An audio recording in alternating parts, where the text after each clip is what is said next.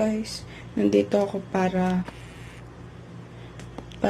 i-explain sa inyo kung ano ang discrete and continuous random variable. So, ano nga pala yung random variable? Random variable is a numerical description of the outcome of a statistical experiment, or in short, random experiment. So, ano nga ba yung mga outcomes ng random experiment? Countable and measurable. When we say countable, ito yung mga nakakount natin. Siyempre, countable nga, di ba? Katulad ng toss a coin, roll a dice. Sa measurable naman, yung mga na-measure mo, which is height, distance, and time. So, yun nga. Ang countable naman, ano yan? Discrete random variable. So, pag sinabi mong discrete random variable, ano yun? Real numbers. For example, ilang beses nag-roll yung dice? Pwede din siya 1, 2, 3, 4, 5, 6. Pag sinabi natin continuous random variable, numerical value within an interval.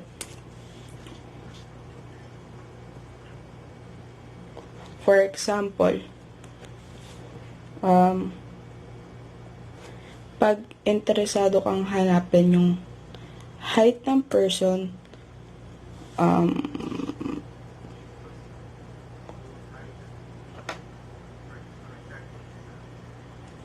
whose height is between and intervals. So, kunwari, 1.3 and then 1.39.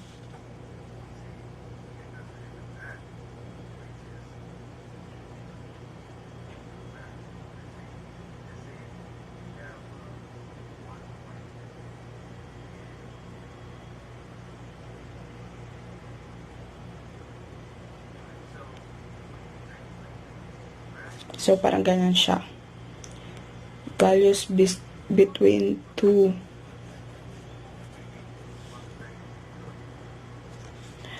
Kasi pag sinabi natin continuous random variable, ito nga. Itong interval na to, pwede din siyang tawag na to. We may include one side or pwede din hindi. Pag sinabi natin dito naman sa discrete,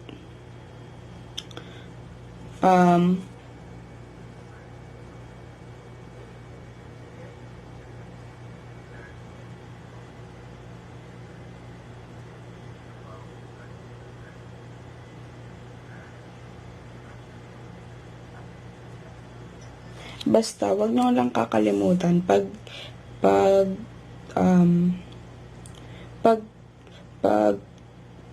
nagtatanong tayo kung ano yung continuous, interval palagi ang iisipin nyo.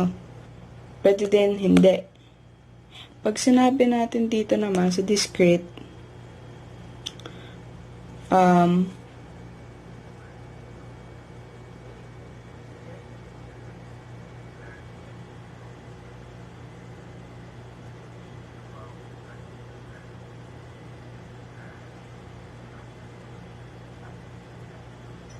basta wag nyo lang kakalimutan pag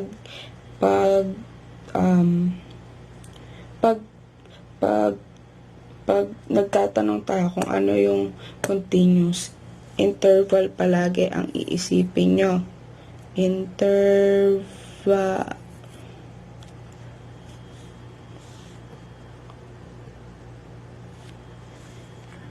Pag dito naman discrete, value, our value.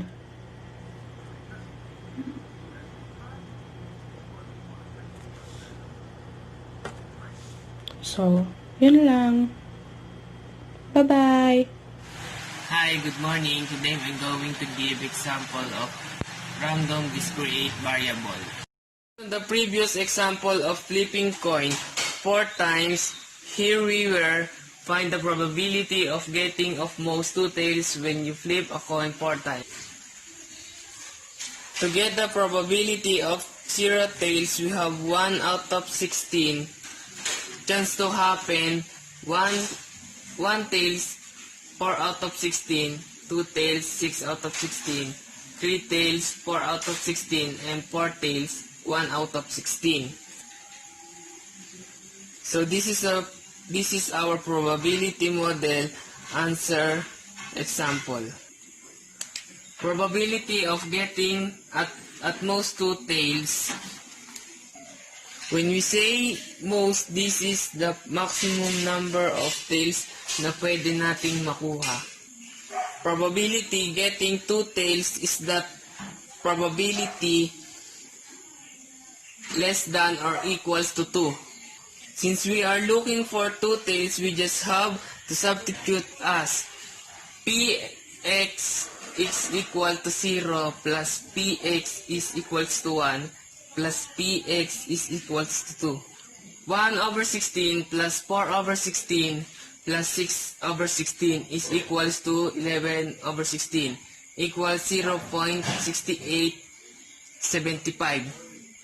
Therefore, the probability getting at most 2 tails when you flip a coin is 0.6875.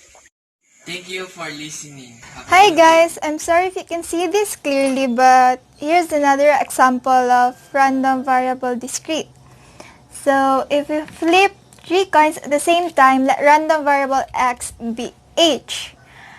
So I wrote down all of the possible outcomes here. So we get HHH, 3 heads, HHH, HHT, 2 heads, HT, H, 2 heads, HTT, 1 head, THH, 2 heads, THT, 1 head, and TTH, 1 head, and TTT, 0 head. So the total of our possible outcomes is 8 lang. Kasi 1, 2, 3, 4, 5, 6, 7, 8. So 8 lang yung possible outcomes natin. So, ayan, gumawa ko ng table dito. So, ang x natin dito is curved. And this is the outcomes of the experiment. So, ang 0 dito is kung ilan ba yung 0 sa possible outcomes. So, only have 1. 1 over 8 kasi 8 ang total ng possible outcomes natin. Ilan sila? 8 lang. And sa 1 naman is we have 3 possible outcomes. So, 3 over 8. Again, yung 8 dito is lahat ng possible outcomes, kung ilan sila. And 2 is 3 again. So, 3 over 8. And 3 is isa lang, and that's HHH. So, after this, ipa-plus na natin sila. So, as we notice na, di ba, same lang naman yung denominator. So, given na yan na ang equal natin is 8 lang din. Like, 8 lang din yung denominator kasi di na tayo mahihirapan pang plus yan. So, ang gagawin na lang natin is yung sa taas. Yan na lang yung ipa-plus natin. So, 1 plus 3 equals 4.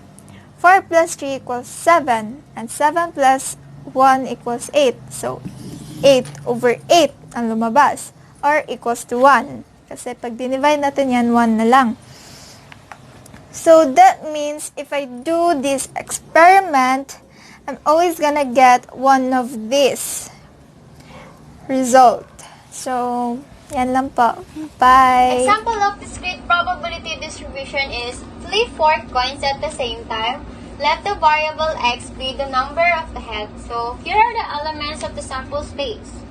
So, H, 4 heads, H, 3 heads, H, 3 heads, H, 3 heads, T, 3 heads, H, 2 heads, H, 2 heads, H, 2 heads, T, 2 heads, T, 2 head, T,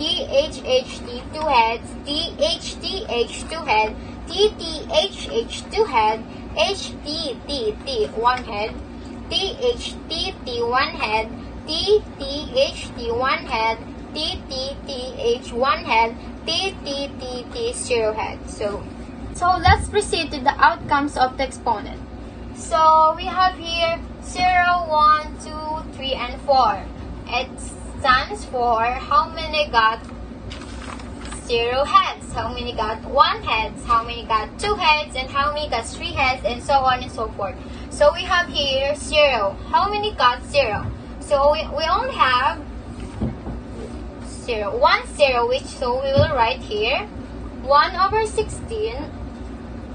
And then how many got 1 heads only? We got 4. 4. Yeah, 4. So we write here 4 over 16, and then how many got 2? How many got 2 heads? So we have here 6 over 16, because 1, 2, 3. If we count it here, 1, 2, 3, 4, 5, 6. We have 6. There is 6 2 heads. So let's proceed to 3. So 4 over 16, because we have 1, 2, 3, and 4. 4 heads. And then 4 is 1 only, because we only have 4 heads. So yeah. Then we write here that we write this all here. And if we write here 1 over 16 plus 1 plus 4 over 16 plus 6 over 16 plus 4 over 16 plus 1 over 16. So if we add that all, we will get 1. Because we'll just copy here, yeah. And yeah, we got 1 because the probabilities are all positive, and they sum A to 1. discrete random variable x has a countable number of possible values. For example, a number of people going to a volleyball match. For you to be able to understand more, let's have an example. A fair coin is tossed twice. Let x be the number of heads that are observed. Find the probability that at least 1 head is observed. Solution.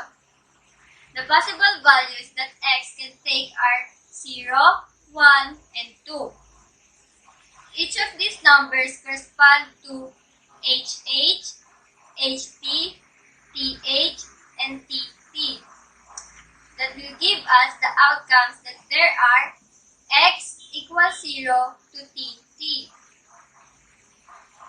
x equals 1 to HT and TH, and x equals 2 to HH. The table for this will be for x, there are x equals 0, 1, and 2.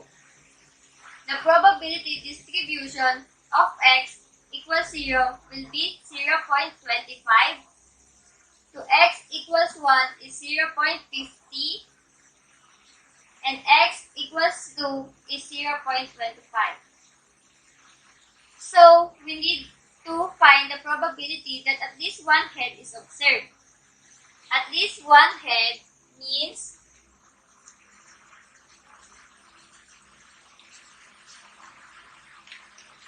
x is greater than or equal to 1, which the union of the exclusive event x equals 1 and x equals 2.